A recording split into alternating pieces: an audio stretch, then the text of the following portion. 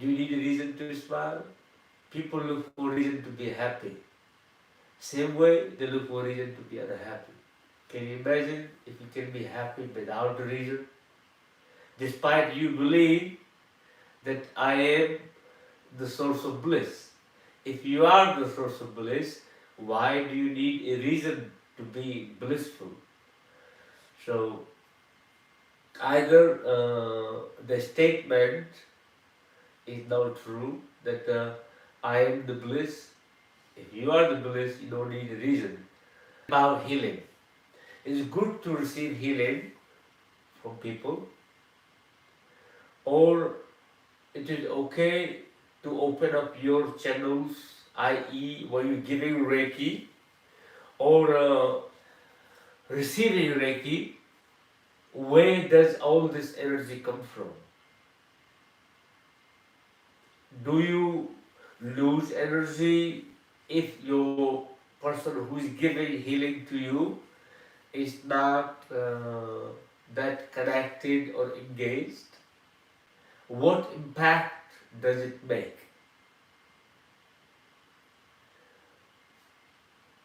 Or how does this energy work happen?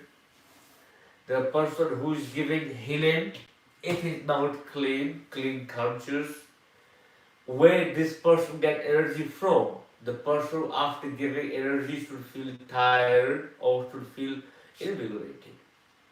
Personally, nobody actually can heal you. Nobody can actually ever heal you. They all only can create a possibility to be healed. Your body heals itself. Your body heals itself if you allow your mind or your body to be in the space or in a healing mode. So when you go to a Reiki master, or I myself, once upon a time, a Reiki master, I am still are. I'm still also still Reiki master. I don't mean something disappear. But in my practice of healing, last 26 years now, over 26 years I've been doing healing. So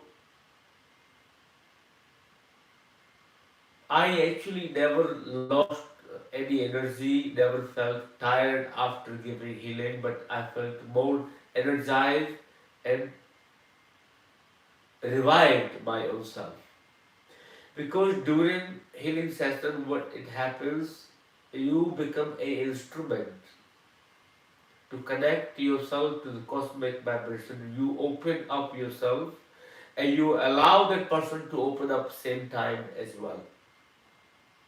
So all you're doing, allowing the person's body to be in the space of openness so it can let go any stagnated samskaras, karmas, or the sound, any blockage of energy in the body. Your body is same space inside and outside, creating a space for person to heal, creating an atmosphere or environment to heal. So the person who is given healing does not give his or her energy to the person who is receiving. If you are doing it, you are doing from place of ego to empower somebody that see, I have such power that I can heal people. No one has such power. Apart from universe, no one as a human body, as your ego is claiming to be healer, you do not have that ability. Sorry to break lots of people's illusion, that's the truth. But people like illusion, people like drama, people like some thing to look up to, expectation, miracles. So, but you say that person healed that person, but later on you realize that person who healed other people died with cancer. I know not one person, I know several healers. They were globally well famous, trained. They are person I know who died with a liver infection. He was from South India. Drinks lots of alcohol, despite cannot heal his own karma of giving up alcohol, have better discipline. But that's a different story. But what happened sometime when you give a healing, can you receive other people's negative energy? Can a person who's very negative can give you the negative energy while you're receiving the healing? Remember, you are when you're receiving a given healing, you are two individual energetic centers coming one, coming to the one point of egoless state. But any of you have ego at the time, either receiving or giving person, yes, you will receive each other's energy. Because you are not open at the time. You are doing from place of power, not acceptance or openness. Does that make sense to you? So healing only can take place when you open and allow the healing to happen to you. You try to prove somebody that you have a healing power, all you will do, waste your effort and time. Sometimes it's also psychological. You are in more receptive state of mind. When you are in the receptive state of mind, you heal very easy. I remember stories from some time, even in the at present current state, lots of people have no disease, but they still book an appointment to go see a doctor. Psychological effect. You go see a doctor, sit down there, and speak your personal personas, and you feel better afterward. If I can guarantee you, sometime you have done that as well in your time. There is a zero problem. You go see a doctor. Doctor give you medicine. Is a medicine. It might be just a dust. Back in the days, you cannot buy healing. Your money cannot buy healing. I remember that. That's where the whole saga of the temples and church, everybody, like I give you money, can you do the puja for me? And I get all the benefit. And you try to buy the good karma by the money. It doesn't work. I guarantee that much. And you are open to be healed. You will come to the point of literally in the no possession. That's where actually you have to drop your possessions when you're healing. You say, okay, I am this, I am this. You try to get healed. Your mind is occupied. You are not with the body. So when you like to get healed, make sure you're mentally available. You are receptive. Similarly, the person who is giving is also not doing from a place of ego or empowerment. So it should be a exchange of energy. When you giving, a person is receiving, exchange is completed. And because energy you are giving somebody, it doesn't belong to you. How can you charge for it? How can you charge for it? Yet there is a time concept. You can charge for a time, not for a healing. Similarly, when you think when you go to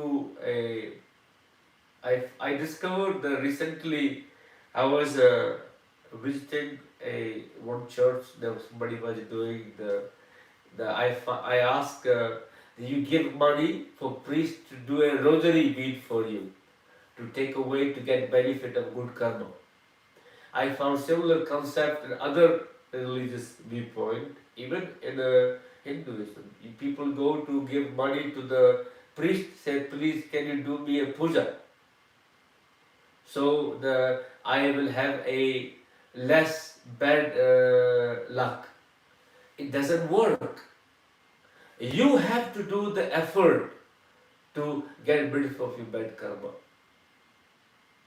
not the priest.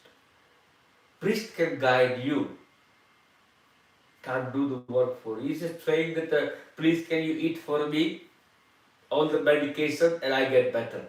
It doesn't happen. You are sick, you take medication, you get better. If you are hungry, you eat food, you will have no hunger. Say you are hungry, give your food to somebody else and say your belly gets satisfied. It's same thing you asking people by the money to improving the healing or taking away your bad karma concept. So conclusion, healing nobody can do, but can create possibility to heal. If your vibration of receptive person or giver aligns properly. So there was a question that was submitted before about whether or not to be able to actually transcend the body, do you need to reach Samadhi? Samadhi and letting go of ego, it is important to reach a Samadhi state to transcend your ego or transcend your I. The issue in that question, the time you come to know, time when you come to know that you are in Samadhi, your ego is already there.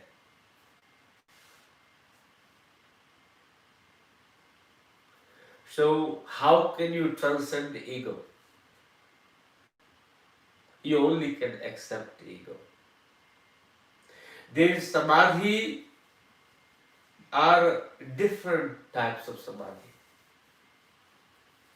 As long as your Samadhi is done aiming to transcend the ego, there's already a outcome attached to it.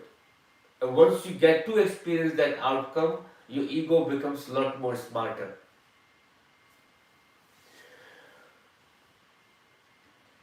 Relevant to hear the truth from Karan Guru to end this.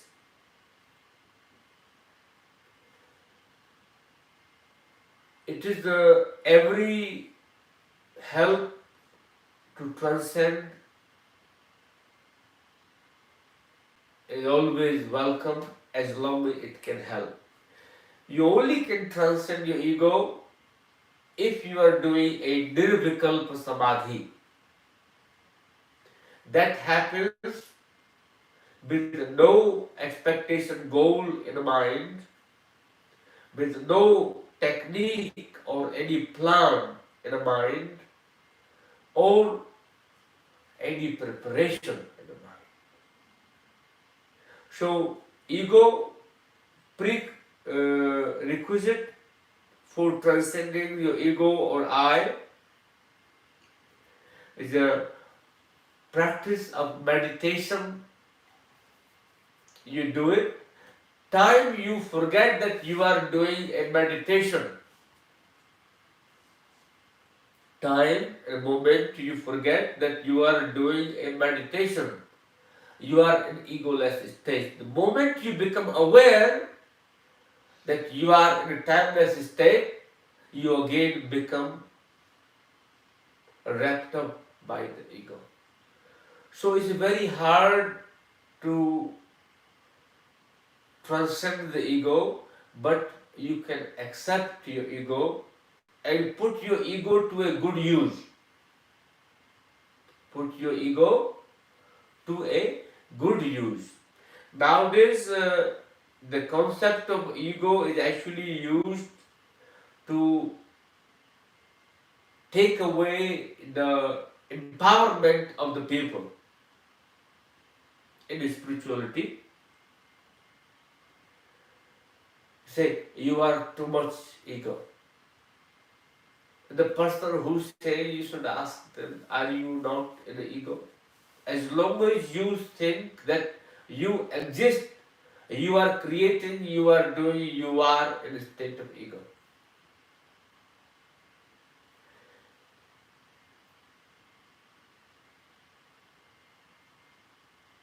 There's a little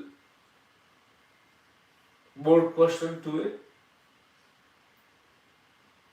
The concept of I am is the concept of Jnana Yoga.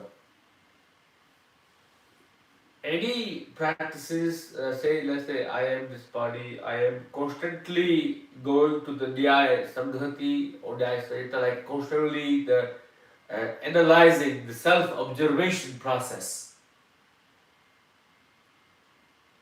Can you transcend your ego? Whatever your mind will have the last moment in your awareness, that will be your ego, as long as you create a identification to it. In those moments when you are not having any identity, that moment you have transcended your ego. You are a egoless state of mind at that time. That time when you are not aware that you have transcended, or you are not self-analyzing that I am not this, or I am this, I am not this, or I am this, or I am the pure bliss, I am the pure bliss. So again, I am the pure bliss, that is itself an ego. Why do you need to claim that you are a pure bliss?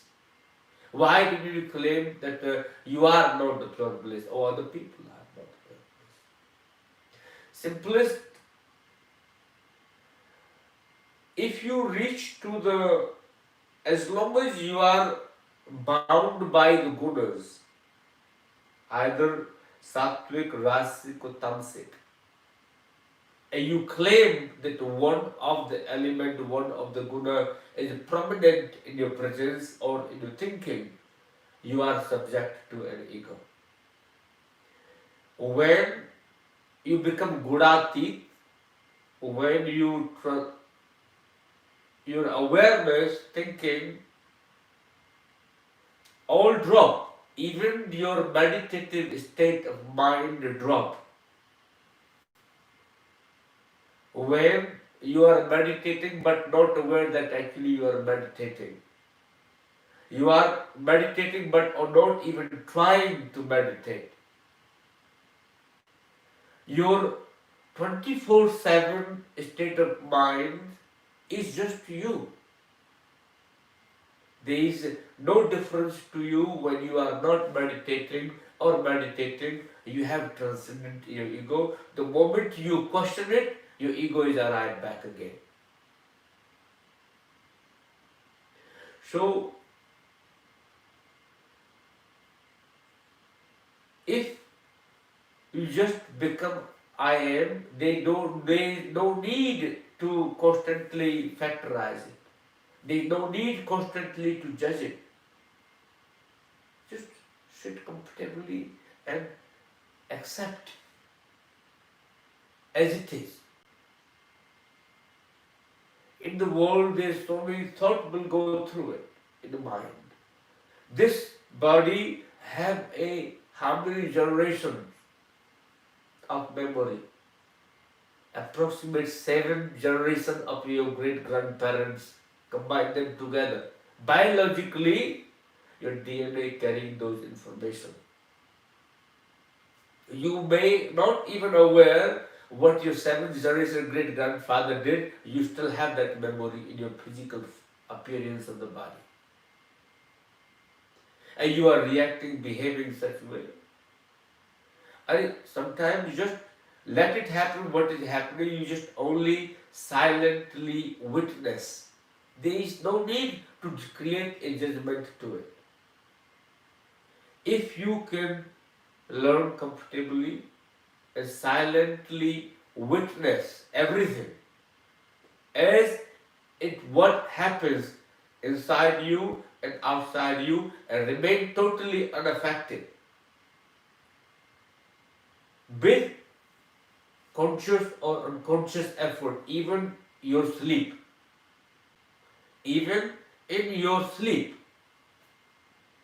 or in your dreams 24/7,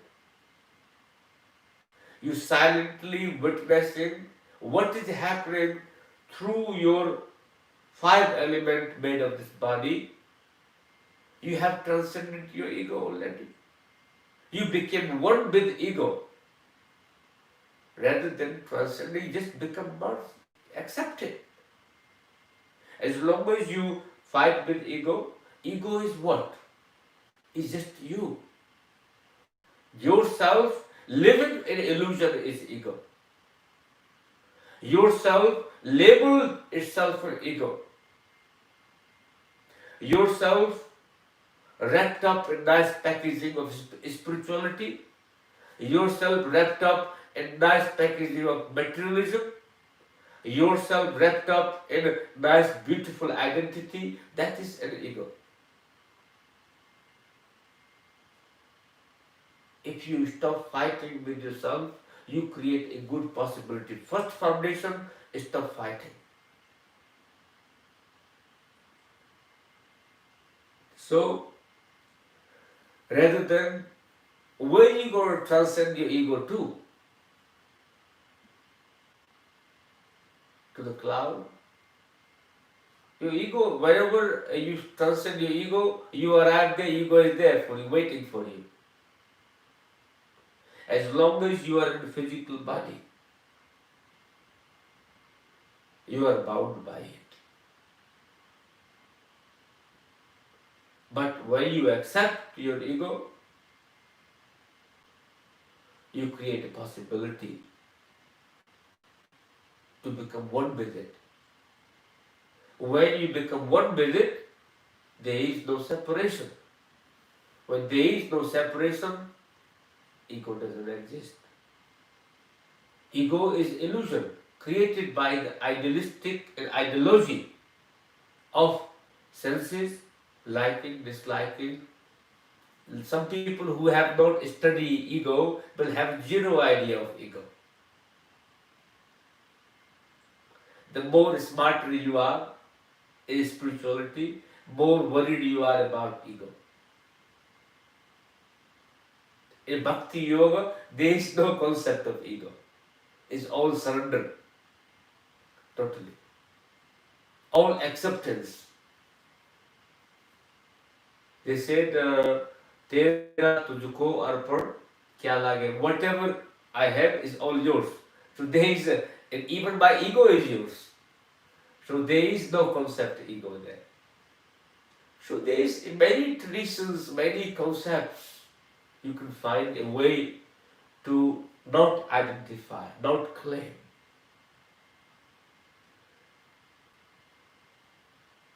Mind, body. When you practice yoga, simplest technique. You go to yoga practice, your mind is your body is your mind. So when you practice it, yoga is unity of mind and body. They are not two separate things. They are one thing. Who come up with this idea? Your mind is something other than your body.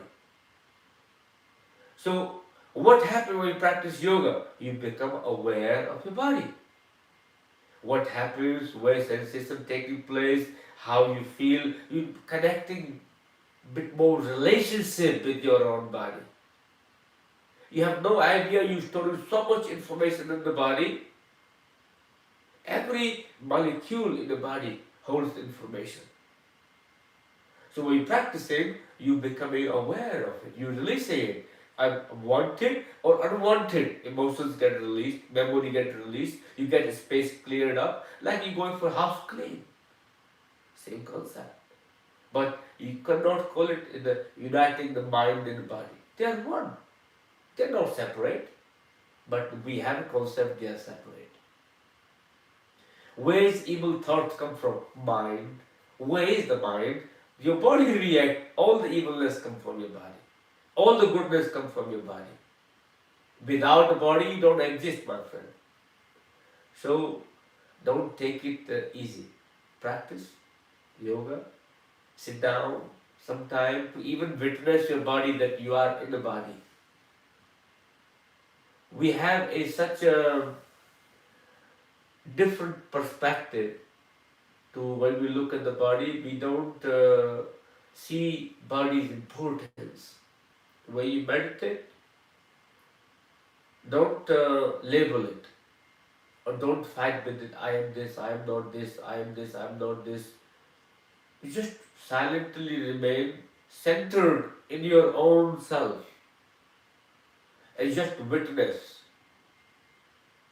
the whole thing, the persona, the saga of entire existence. Just watch it. Like if you watching a movie in theater. There is in one concept they say the God is the God's play. I hear that word is God's play. Everything it is Maya, is all illusion, is God's Leela, God's play. How about whatever you are playing in your head or in your life, that is also a Leela, that is also an illusion. Why can't you sit down, enjoy, have a nice theater? You are a script writer, you are the director, you are a player, you are financer, you do absolutely everything. The best movie you can watch every day, but don't claim it. Do you do that? For 1 hour, 2 hour every day? You have a very good meditation. But when you meditate, when you watching, observing, there's something you like it, you want to analyze it, you go further more to it. It becomes like your whirlwind, like the loophole. Don't go into those loopholes. Don't write the script of your choice. Just watch it as it is. You have the concept of yatha. You should observe your awareness as it is, without contributing how you would like it to be, and what you perceive it to be, or what you have believed what it should be. There is a zero goal in your meditation. Not even transcending ego, not even reaching a samadhi, not even reaching a meditative state of mind. Then you create a possibility. But you are not even meditating, you're already thinking about samadhi. How is it going to happen? You're going to project it. You are not even meditating, you start seeing golden lights, light bulb fixing in your head. You're projecting it. It's not nothing happening, but you already have seen the Golokas, you have seen the Kailas, you have seen the Buddhas, you have seen the angels dancing over your head, you have seen the pure bliss, white clear light. It's all idealistic situation because you want it so badly. You believe it. And if you have transcended so much, there should some reflected after effects will be there. But 2 days later, you're back to square one because nothing changed. Ideology changed. For a half hour, you go to a movie. Some movie you watch, you get so emotionally affected. Sometimes you get traumatized afterward. You have like a half an hour emotional effect on it. Like we call it Sangha Bhranti, illusion of association. Illusion of association. Sometimes our mind can also create that illusion of association. Avoid that if you can. Very good person I hear so many times from almost every healer or person who's giving a saying, I need to protect myself. You hear that word, oh, I'm engaged by so much negative energy, I need to protect myself. I always ask question from who? Who do you need to protect from? And who is protecting from who?